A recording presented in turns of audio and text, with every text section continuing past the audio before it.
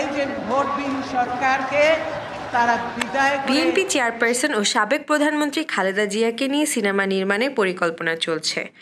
ইতোমধ্যেই পরিচালক সমিতিতে সিনেমাটির নাম নিবন্ধন করেছে পরিচালক এম.কে. জামাল। পরিচালক সিনেমাটির নাম ঠিক করেছে মাদার অফ ডেমোক্রেসি। নির্মাতা জানিয়েছেন সিনেমাটির পাণ্ডুলিপির কাজও শেষ, এখন চলছে প্রি প্রোডাকশনের কাজ। সবকিছু ঠিক থাকলে 25 সেপ্টেম্বর থেকে সিনেমাটির শুটিং শুরু হবে। সিনেমাটি প্রযোজনা করছে আকন্দ এন্টারটেইনমেন্ট পিএলসি। এ বিষয়ে এ.কে. জামাল অনলাইন সংবাদ মাধ্যম বাংলা ট্রিবিউনকে বলেন, এটা সাম্প্রতিক সিদ্ধান্ত নয়, এই ছবি নিয়ে আমরা কাজ করছি অনেক দিন ধরে। এর মধ্যে ম্যাডামের নানা তথ্য সংগ্রহ করেছি, জীবন বৃত্তান্ত বিস্তারিত জেনেছি, তার অনুমতি নিয়েছি। বাংলাদেশের সঠিক গণতন্ত্র বুঝতে ও জানতে এই চলচ্চিত্রটি দেখতে হবে।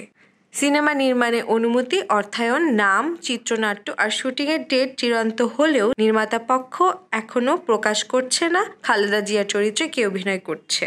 নির্মাতার ভাষ্যে নিশ্চয়ই কাস্টিংয়ের চমক থাকবে।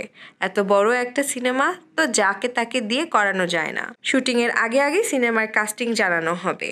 উল্লেখ্য, এর আগে বিভিন্ন সিনেমায় আওয়ামী লীগ সভাপতি ও সাবেক প্রধানমন্ত্রী শেখ হাসিনার গল্প উঠে এলেও রূপালী পর্দায় এবার প্রথম আসতে যাচ্ছে খালেদা জিয়ার গল্প।